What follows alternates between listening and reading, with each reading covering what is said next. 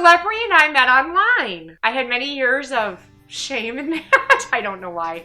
But we met in 2012, beginning of 2012. Talked for quite a while. He was interesting and had a really good profile and really shouldn't have popped up according to online filters. And he did. And so we started talking, and all of a sudden we were talking until 4 in the morning and finally decided to meet. And I don't think we've been apart really since. We have been married for going on 3 years. It'll be 3 years next month. The first time we met Selepri, we were all going out to dinner with some family friends and stuff, kind of like a double date. We were all getting ready, and like I was ready, and I was just really impatient.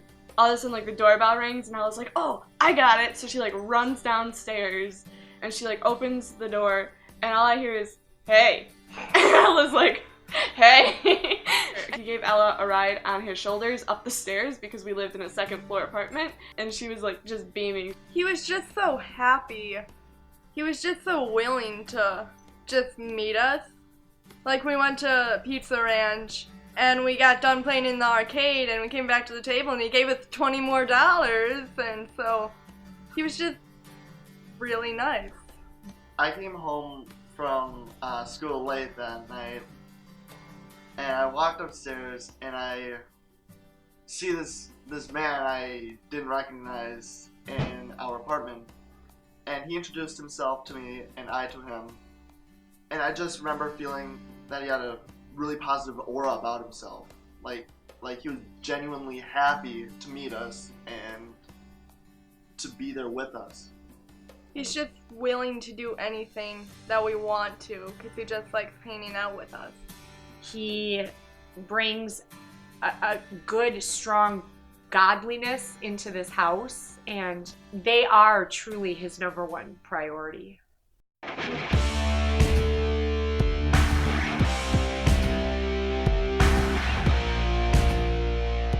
Intervention is Selepri's band. They play music, yes, but they also have messages.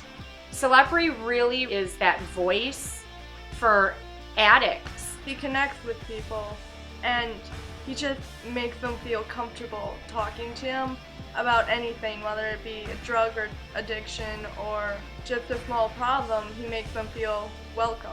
There's always like huge lines of people like needing prayer, and like there's been like concerts where we've stayed like 3 or 4 hours afterwards just because people are talking to Selepri. And he has a credibility with addicts that not everybody has, and he has a magnetism. Anybody who has met him just will know what I'm talking about. He pulls you in such a great way.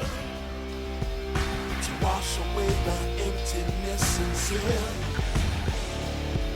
Let that be our hope going into this, and maybe it will be our reality. Amen. Selepri founded Extreme Intervention Project. Interventions begin from anywhere from a family member, a concerned family member calling. We get calls all the time of frantic, this is our last hope, we've tried everything, they've been in countless programs, and nothing seems to work. And these calls come all the time. And Selepri brings peace not just to an addict. He brings peace to their family. He brings comfort and knowledge and understanding. He spends hours and hours with these individuals to fight for them, to get them to fight for themselves and their life and understand their value. There's really no boundaries to where he will go to help somebody. He has found people that have been lost to their families. They're living on the streets, and he has found them. He's had interventions that will last beyond a year. It's until that student is ready, and he will walk them right to the door of that hand-picked program for them, because ultimately we want success for them in the mission of sobriety and finding a new life outside of addiction.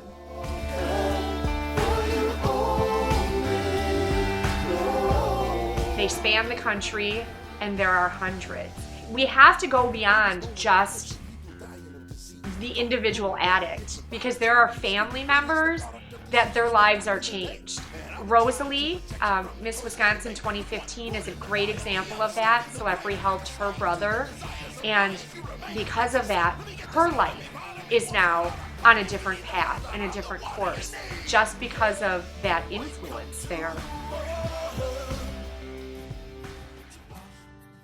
Selepri was born in Monrovia, Liberia. He came to the United States with his parents when he was a toddler, and he gained permanent resident status. Selepri has a green card. He has a social security number. He has many of the legal rights that every other American does, natural-born Americans and naturalized citizens. His permanent resident status, though, made him deportable once he had a possession conviction. Selepri had a long run of a cocaine and alcohol addiction himself in his 20s and into his 30s. He was caught in the nightmare that so many of his students are experiencing. He himself went through 7 treatment programs with no success, and in that process found himself in legal trouble, which many addicts do, because before you know it, the drug is taking over and you are no longer you. He was tried as an American, he was sentenced as an American, and he did serve time in prison as an American. Once immigration got news of his possession conviction, they deemed that as an aggravated felony, which is a deportable offense. In 2002, Selepri was in Teen Challenge. He was getting his life back together. He had served time already, and he really had forged a relationship with God. And he had been clean for years at that point.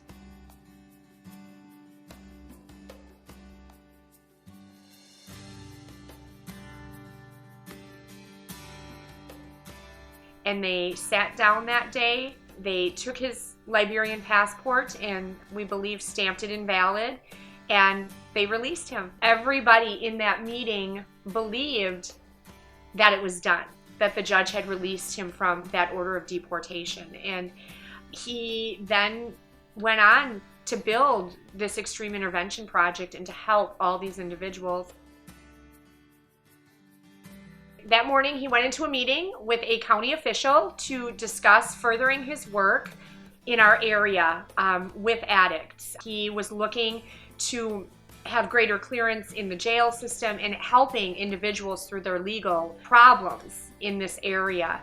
He was met that morning in that office by Immigration and Customs Enforcement, and they were taking him into immigration detention.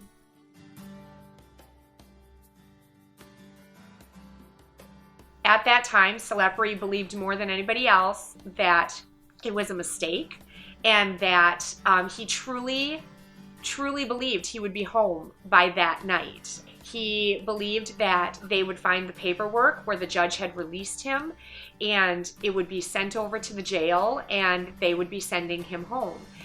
And that is not what happened.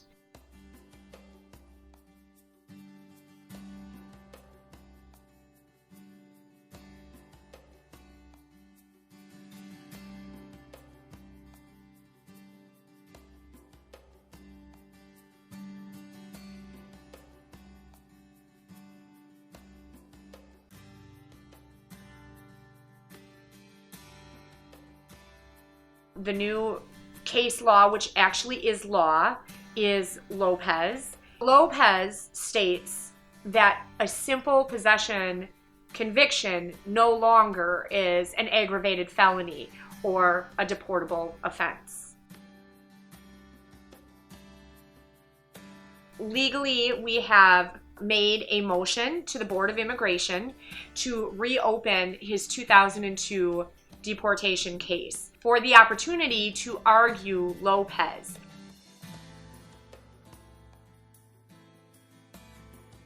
And we can't understand why he can't be released, to come home and to do the work that he does and to help his family. I feel like the biggest misconception is that people are gonna like think that like he did do something wrong, and he really didn't. We're moving forward in the hope that he will be home, the hope that he will stay in the United States and we will get this resolved forever and this will not be an issue for us again. There is still a threat of deportation looming over us all the time.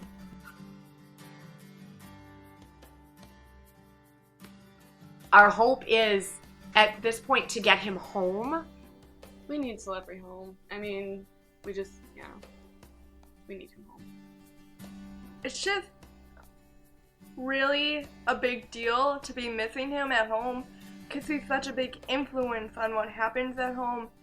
And just the feeling of him being wrongly imprisoned when he did nothing wrong but tried to make so he can help more people and fix their lives. Yeah, like it's not just us that are like affected by this. Like what I feel like people don't realize is that like there's so many other people other than us that are like hugely affected by this. He has students that are just sitting in limbo because he cannot be there to help them.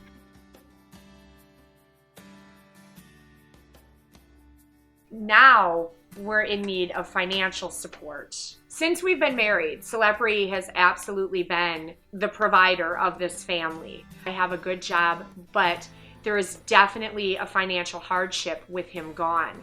And so we have launched the God Hope #Freedom campaign. The freedom that Selepri brought to individuals, now he needs that freedom. And we are asking for everybody to jump on and show their support. Get the word out that this is our struggle right now in our difficulty. Legal expenses are mounting and there's many expenses associated with this process. So if you're watching and you feel led, buy a t-shirt, share this link, help us get the word out about this injustice that's being done. Help us to continue the fight for this man who has fought for so many years. Help us to keep him here where we need him.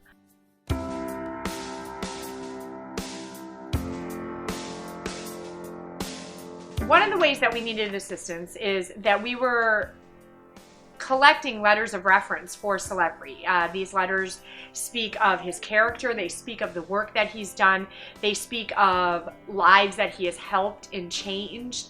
And we've collected many, many letters that have gone to these agencies in immigration to review. To whom it may concern, Selepri Amachree is my stepfather.